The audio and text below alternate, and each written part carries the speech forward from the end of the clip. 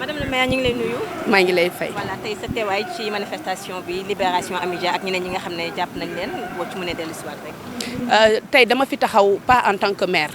mais d'abord en tant que sœur parce que Nady est ma sœur ñuy militer ensemble depuis plus de 6 ans si Pastef te boobu defe naa ñi nekkoon patriote wala ñi xamoon Pastef bëriwul très tôt ñu décidé ñun engagé wu auprès du président Ousmane Sonko et du parti Pastef fii ci Guédiawaye defe naa lépp fii la tàmbalee di militer di massifier am gëm-gëm am yëg-yëg bi ñu am ci suñu parti ak li muy porter di ko def de la manière la plus digne de la manière la plus noble et respectueuse des institutions ndax loolu la ñu xam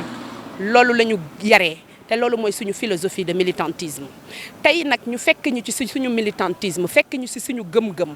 bëgg ñu priver ce droit élémentaire bi nga xam ne suñu constitution moo ñu ko may mooy la liberté de militer la liberté de militer dans n'importe quel parti donc tey ci loolu la ñu fekk suñu sœur jaay ko doole priver ko de sa liberté xañ ko njabootam xañ ko borom këram xañ ko ay doomam xañ ko yaayam xañ ko ay xaritam xañ ko ñun ñi nga xam ne ñooy ay sœuram de parti loolu nag bu amee faw ñu jóg wax ni on est vraiment pas content te lii dëkk bi di doxee neexuñu à travers Nady tous les otages yi nga xam ne tey ñu ngi leen jàpp tëj leen ci lu dul dëgg du yoon te lenn rek moo ko undu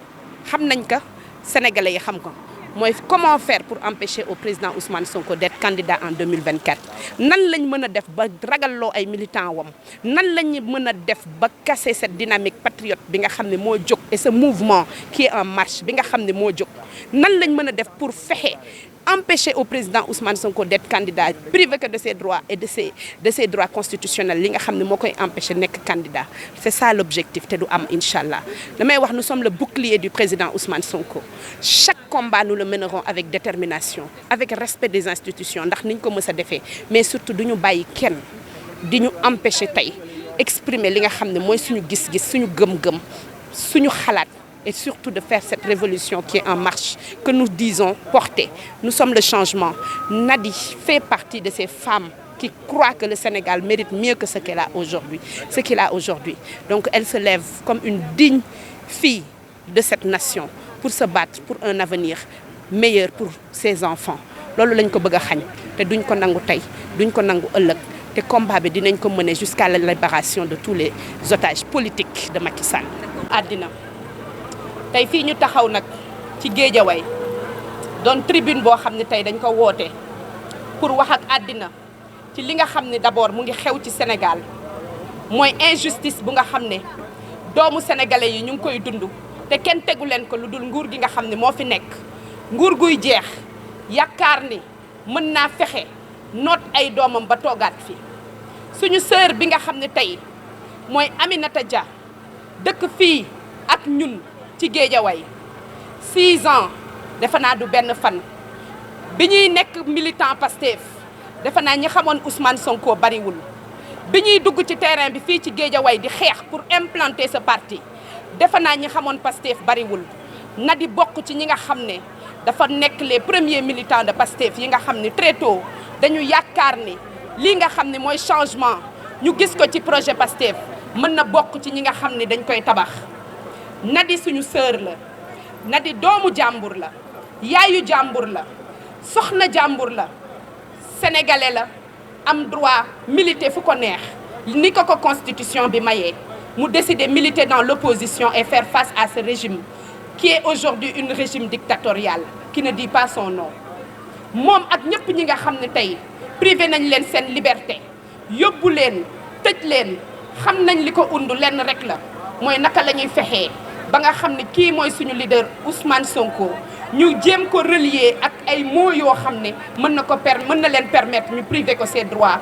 et ses droits d'être candidat en 2024. donc projet jàpp ay nit wax ay mots yoo xam ne kenn mësu ko dégg Sénégal moo xam terrorisme moo xam force occulte moo xam rebelle moo xam force spéciale ay mots yoo xam ne mësuñu ko dégg ci benn régime lu dul bii nga xam ne mooy régime u Macky Sall bëgg ndodd ci ay teg ci ndodd ay doomam ay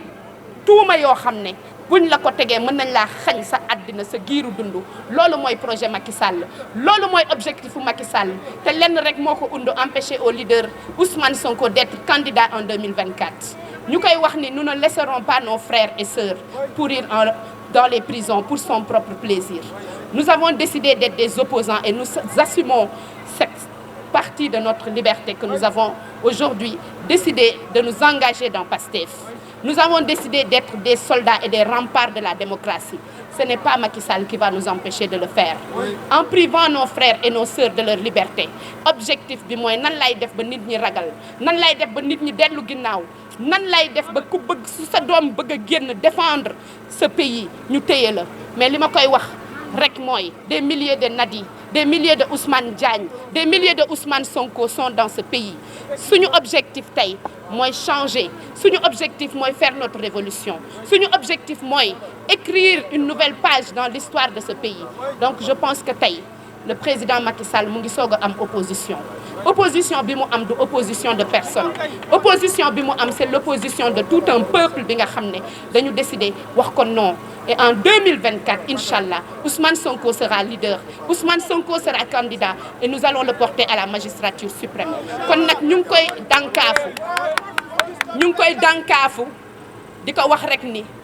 ñu ngi woo kilifa diine yi ñu ngi woo képp ku nga xam ne autorité nga ñu ngi woo képp ku nga xam ne am nga baat ci réew mi nga wax ci lii nga xam ne moom la ñuy subirloo suñu ay frères et sœurs en particulier notre sœur Nadi ñu ngi wax kilifa diine yi ñu artu ndax ku artuwul di nga àtte nous n'allons pas nag baisser les bras nous allons rester mobilisés di wax rek à tous les Sénégalais lii xew ku toog seetaan ne sama yoon nekku ci na la leer ni tey kii la ëllëg sa morom. Nous sommes dans un état boo xam ni c'est une dictature qui ne dit pas son nom nous sommes dans un état boo xam ni suñu paree si ñii jublu si ñee démb PDS la woon ensuite c'est le PS